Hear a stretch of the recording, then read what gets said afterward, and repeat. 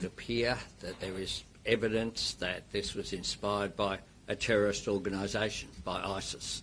Now, some of the evidence which has been procured, including the presence of Islamic State flags in the vehicle that has been seized, are a part of that.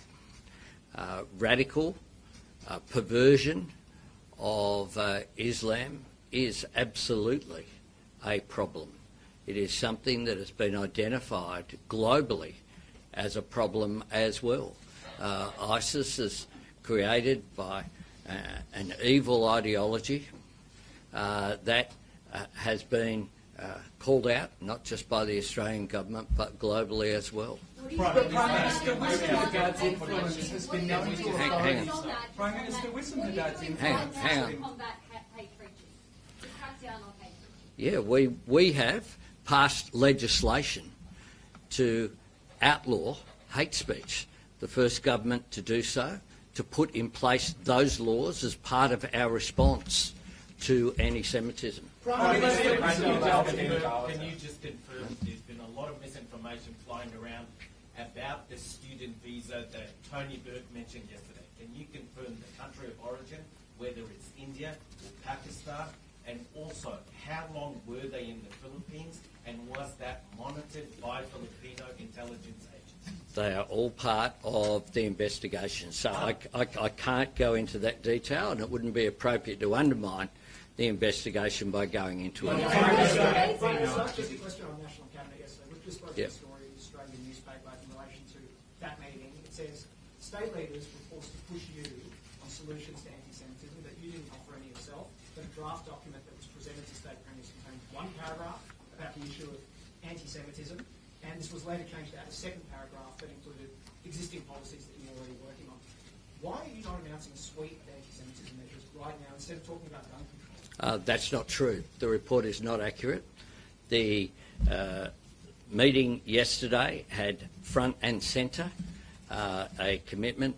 Prime Minister today convened a meeting in National Cabinet following the evil anti-Semitic terrorist attack directed at members of the Jewish community celebrating Hanukkah at Sydney's Bondi Beach. No.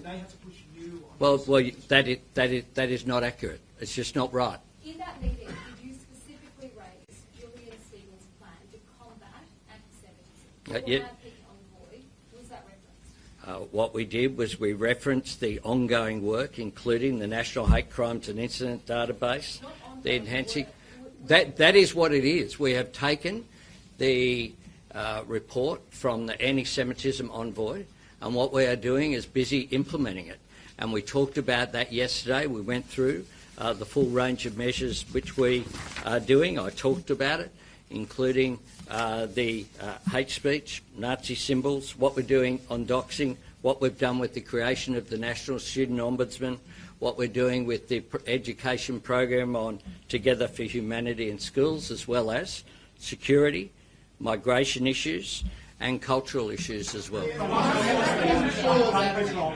What would an appropriate limit on gun numbers for ownership be, and when can we expect to see a national register? Look, what we have done is to task through National Cabinet Premier Minns and Premier Cook, who's the incoming chair of the Council of Australian Federation, to work on that and come back to National Cabinet. The Premier, how soon could New South Wales Parliament be recalled to legislate that? Have the Coalition offered you bipartisan support for that? And also for Mr Albanese, are you disappointed? Sorry, Paul. There's a lot of questions. So, look, I would say pre-Christmas. Logistically, we're working with our MPs to get back into Parliament as soon as possible. I haven't had a detailed discussion with the Leader of the Opposition, but in fairness to her, we don't have a draft bill. What I have been able to say is that she's been incredible working with us over the last 24, 48 hours. She's the member for that community, and I can't speak highly enough of the bipartisan way she's approached this incredible tragedy. So I don't want to speak for the Coalition, but sorry, I don't want to speak for the Coalition, but I think we'll be in a position to do this together. Yes. Will you do do you believe that any sort of action on extremism and curbing anti-Semitism should take precedence over gun reform? Well, we have to do all these things together. I mean, that's the truth. This is just a horrible, horrible crime. And I think taking one action would be nowhere near enough to combat the scale of the challenges that are in front of us. So yes, we do have to do gun reform. Sorry folks, I know you want to get your questions out, but I think it's reasonable we get an answer out. Yes, we have to do gun control. It's incredibly important that we fight anti-Semitism. And one of the things about anti-Semitism is that it begins with hate speech, then it might be a chant at a rally, then it moves online, then it becomes graffiti on a Jewish building, then it's malicious damage, then arson, and then it escalates to the kind of horrific violence that we saw yesterday. We have to combat it across the board. Damien, maybe for the last one. Damien? The Royal Commission, is there any suggestion you might call a Royal Commission on this, or invite the President or the Prime Minister of Israel to Australia?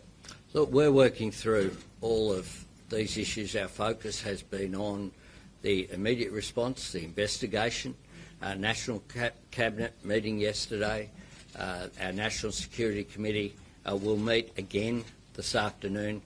We'll continue to monitor all of these issues. And to Paul's question that was, I didn't get to. I was going to ask if you were disappointed about a lack of bipartisanship on the federal level. Oh, look, this is not a time for politics. This is a time for national unity.